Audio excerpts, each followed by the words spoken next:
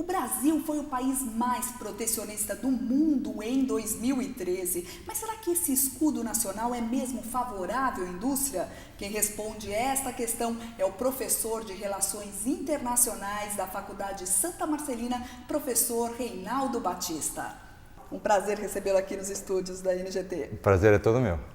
Professor, o governo brasileiro está preparando uma reforma na defesa comercial. Na sua opinião, quais são os pontos favoráveis nessa medida? A reforma ela vem de encontro a uma necessidade da própria indústria de conseguir uma proteção um pouco ampliada, principalmente em relação à concorrência da China.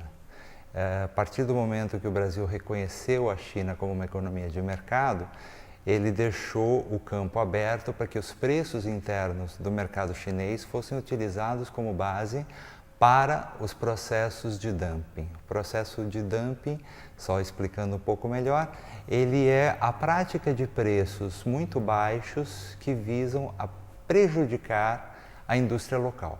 Então, no intuito de proteger essa indústria local é que existe esse mecanismo e o Brasil então pretende ampliar essa defesa para acomodar um pouco mais essa situação de economia de mercado da China que foi reconhecida ainda no governo Lula. Favorável isso para o país, essa política protecionista? Essa política protecionista ela é favorável se você considerar o ponto de vista dos fabricantes locais, que vão ganhar mais tempo de adaptação. Talvez no curto prazo ela cumpra um benefício importante, que é resguardar esses direitos, proteger essa indústria que gera empregos e tudo mais, mas eu acredito que a médio e longo prazo pode ser prejudicial se essas indústrias elas não se adaptam e se o Brasil de alguma forma não consegue alcançar um patamar econômico melhor, uma competitividade melhor. Porque aí quem sai prejudicado são os consumidores, que teoricamente não vão ter os produtos mais competitivos para o seu consumo ou mesmo as indústrias para investimento. O senhor citou aí, a China é o principal parceiro comercial do Brasil hoje, né? As exportações do Brasil para a China somaram aí 46 bilhões de dólares o ano passado, em contrapartida as importações somaram aí 37 bilhões. Uma política protecionista aí não ia atrapalhar essa relação? Então, o grande problema é que existe uma assimetria muito grande. Por quê?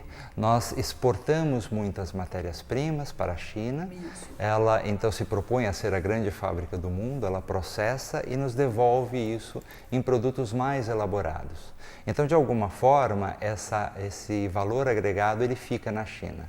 O que os industriais brasileiros têm a preocupação é de que esse emprego seja gerado no próprio país e que isso que essa concorrência da China não venha a prejudicar a fabricação local ou muitas vezes até eliminar determinados setores econômicos por conta dessa concorrência. Quais são esses setores aí que estão em ameaça com os produtos chineses? Olha, o leque é bastante amplo, mas eu trabalho mais proximamente com o setor têxtil, que é uma cadeia bastante longa, uma cadeia bastante importante na economia do país.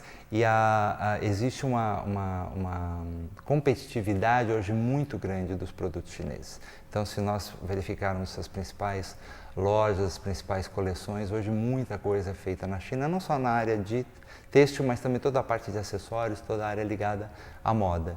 E como é uma cadeia que emprega muito, existe toda uma preocupação de preservação dessa cadeia produtiva como uma forma de garantir os empregos no país. Então, esse é um setor, por exemplo, que é muito ativo justamente no combate a essas práticas chinesas. A gente fala sempre da China como principal interlocutor, mas todos os países asiáticos em geral, eles têm um grau de competitividade muito forte internacional e afetam fundamentalmente aqui o Brasil. A gente tem visto aí, você falou do setor têxtil, a gente fala bastante da China, mas também a gente tem visto aí, estão chegando aí no mercado, né, grandes lojas de departamento aí, americanas e de outros países, que vêm com preço muito baixo, prometem um preço muito baixo, que também é uma ameaça aí aos produtos nacionais, né? Então, nesse caso específico, é até uma empresa americana que se instala no Brasil, mas toda a produção é feita na Ásia, basicamente na China. Então, eles trazem toda essa competitividade para os seus preços e buscam repassar esse custo para o mercado interno. Do ponto de vista do consumidor, isso pode ser visto como benéfico, porque o consumidor vai ter um produto de qualidade razoável num preço bastante econômico. Mas isso vai prejudicar diretamente os fabricantes locais. Quer dizer, do ponto de vista do país, seria interessante ter o quê? Uma indústria têxtil nacional que pudesse competir em pés de igualdade.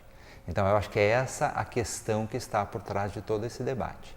A gente vê também a reclamação aí do setor de autopeças, né? Os metalúrgicos reclamam muito disso porque é um setor realmente aí muito afetado pela importação de produtos chineses. Que entra na mesma lógica, eles acabam tendo hoje um nível de fabricação muito grande, um nível de competitividade muito grande e eles então provocam uma força de exportação até desproporcional, mas bastante proporcional ao que eles produzem. Quer dizer, hoje a China produz provavelmente metade do aço do mundo é produzido na China. Por isso eles são grandes consumidores de minério de ferro brasileiro e com isso eles têm preços muito competitivos e tem uma questão que é muito importante, que é uma novidade aí nessa defesa comercial e que tem sido defendido pela CNI, que é o Conselho Nacional da Indústria, que é a inclusão do próprio câmbio, das taxas de câmbio, como um fator de desestabilização.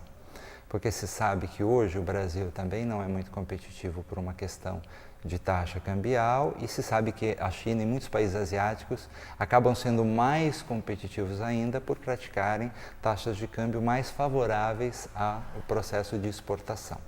Isso no passado não era assim tão evidente, hoje começa a ser uma ameaça importante e aí então todos estarem atentos a essa questão e buscarem formas de proteção para que essa concorrência não seja desleal.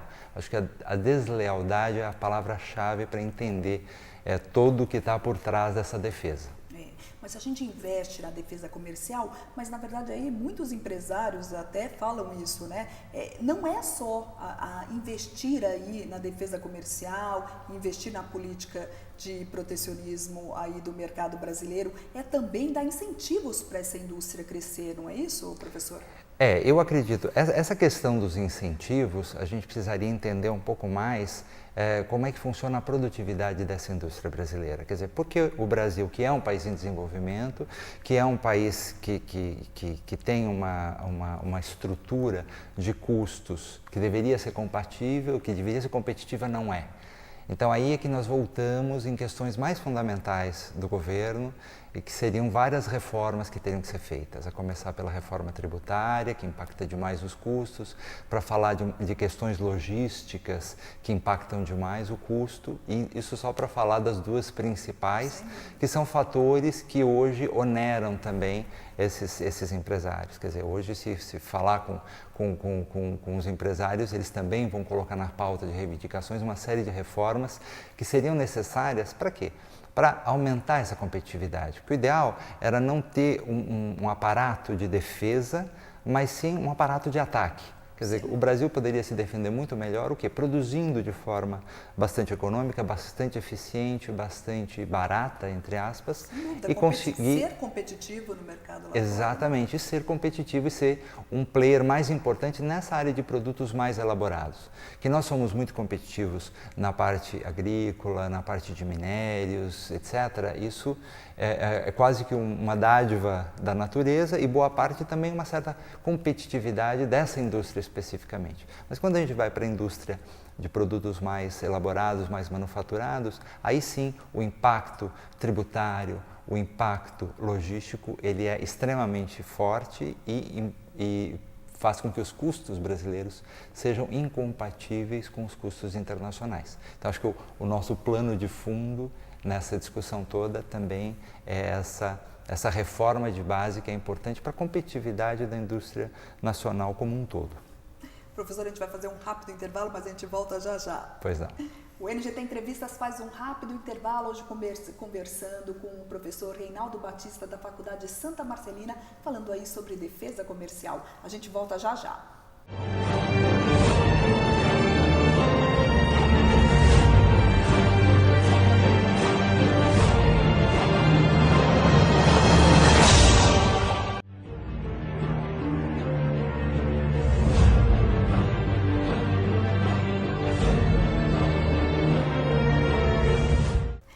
Gazeta Entrevistas está de volta. Eu converso hoje com o professor Reinaldo Batista, da Faculdade Santa Marcelina. Professor, no primeiro bloco a gente falou aí bastante sobre a defesa comercial e o senhor explicou aí que o Brasil aí está apresentando uma reforma nessa área, né? Eu queria que o senhor explicasse um pouquinho, na verdade, o que vem essa reforma, quais são os pontos dessa reforma? É só, na verdade, aí uma política anti-dumping? Não, o dumping, que é essa concorrência desleal praticada principalmente em preços por alguns países, alguns segmentos, ela é um fator bastante importante, mas também se discute questões ligadas a subsídios. Os subsídios são políticas governamentais, quando alguns países eles oferecem algumas condições favoráveis, algumas formas de reembolsos, etc., que não são reconhecidos por organismos internacionais e que beneficiam um determinado segmento e prejudicam, digamos assim, o comércio internacional como um todo. Os pontos principais dessa reforma, a meu ver, eu acho que eles incluem pela primeira vez a questão cambial como um ponto importante para reconhecer a deslealdade da competição via taxa cambial. E o outro fator é o que eles chamam de margem cheia, que antigamente, em relação ao dumping, você penalizava o país que praticava o dumping pelo valor adicional que ele cobrava menos do que seria um valor normal. O que eles hoje estão dizendo é que deveria ser uma penalidade pelo valor total, para ser uma penalidade tão forte, tão grande, que realmente venha a coibir, a inibir a prática do dumping. Então seriam medidas fortes, o governo ainda está analisando, essas medidas ainda não saíram, mas já houve uma discussão ampla sobre esses itens e eu acho que os pontos principais seriam esses. Os pontos principais e a gente fala em uma ampla discussão, né? Sim. O empresariado, na verdade, está pegando em que ponto? É favorável à reforma? Não é? Qual que é o ponto que o empresário acha positivo e qual ele acha negativo? Não, o empresariado é amplamente favorável a isso porque é o que sofre mais diretamente com essa concorrência. Então, ampliar esses mecanismos de defesa é alguma coisa importante e eles, no papel deles, defendem, então, os seus interesses, que de alguma forma seriam os interesses do Brasil. O que eu disse é que se a longo prazo isso não se reverte num benefício para a população é que paga o preço de uma certa ineficiência da indústria. Mas eu acho que a política deveria ser muito mais orientada no sentido de permitir ou dar condições para que essa indústria fosse efetivamente competitiva em âmbito internacional. Sem dúvida, né? E é o empresário também que pensa isso também, né? Além de dar, assim, não é só política antidumping, é política protecionista aí, não é só isso que a indústria precisa aí para crescer e se tornar competitiva, né? Exatamente, porque a gente percebe que as indústrias brasileiras cresceram muito nos últimos anos, internamente. Então, é muito importante também que o Brasil tenha exposição internacional, tanto na importação como na exportação, como uma forma de ter suas válvulas de escape.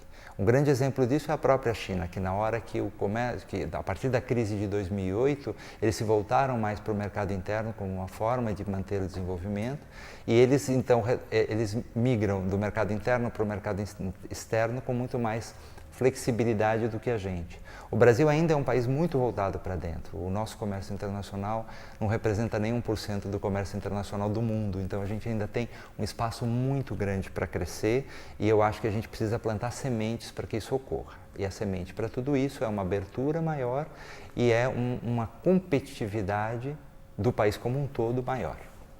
Mercosul, na verdade, assim, tanto se privilegia aí o Mercosul, né, as relações comerciais aqui na América Latina, mas e a Argentina? Como se precaver aí, o Brasil se precaver para não temer aí o calote? O Brasil, de certa forma, se fala muito que ele fica à margem do processo, mas a Argentina é o nosso grande sócio dentro do Mercosul, então não dá para dizer que nós não seremos afetados. Eu acho que o grande problema é que existe uma assimetria hoje muito grande, uma diferença muito grande entre as posturas da Argentina e as posturas do Brasil nos últimos anos. A Argentina se fechou, ela adotou uma política muito mais protecionista, muito mais de substituição de importações, enquanto que o Brasil Brasil se abriu para o mundo, instalaram-se aqui várias indústrias internacionais que fazem parte de todo esse jogo internacional de produção, de intercâmbio de peças, etc. Então, hoje, a Argentina e o Brasil têm desenvolvimentos industriais muito diferentes. Isso faz com que o Brasil, de certa forma, tenha que, dentro do Mercosul, arrastar a Argentina. Então, a Argentina tem funcionado como uma âncora para o Brasil, no sentido de uma ampliação maior desse comércio internacional. O Brasil também optou por não trabalhar acordos bilaterais e trabalhar dentro da rodada Doha da OMC, da Organização Mundial do Comércio, e isso também ainda não surtiu os frutos desejados. Então, eu acredito que hoje o Mercosul, como está montado, e a Argentina especificamente na sua situação, ela tem sido um freio para o desenvolvimento internacional do Brasil, sim. Mais uma questão polêmica aí, professor, os investimentos no Porto de Cuba. Na verdade, aí é um ponto estratégico mesmo para o Brasil? O Brasil pode se beneficiar desse porto? Na minha opinião, não. Eu acho que a importância do comércio brasileiro com Cuba, ela não justificaria esse tipo de aporte, esse tipo de investimento. O que ocorreu ali foi claramente um interesse, provavelmente político, de desenvolvimento, não estou discutindo esse mérito, mas ele não se justifica do ponto de vista comercial. Uma das coisas que eu falei no primeiro bloco é a própria falta de estrutura logística do Brasil. Quando a gente fala de logística, a gente está falando de portos, estradas, etc. Então, nós temos muitos portos que poderiam ser melhorados e muita infraestrutura que poderia ser melhorada, ou seja, a gente poderia canalizar esse investimento de uma forma muito melhor internamente do que fazendo essa inversão no Porto de Cuba, que inclusive as circunstâncias não foram muito bem esclarecidas, e, quer dizer, existe toda uma névoa sobre essa situação. Do ponto de vista comercial, que é o que eu analiso mais friamente, não se justificaria. Professor, queria muito agradecer sua presença aqui no NGT Entrevistas. Eu é que agradeço a oportunidade. Esse foi o NGT Entrevistas de hoje, conversando com o professor de Relações Internacionais da Faculdade Santa Marcelina, Reinaldo Batista. Muito obrigada pela sua participação e eu te aguardo na próxima edição do NGT Entrevistas. Até mais!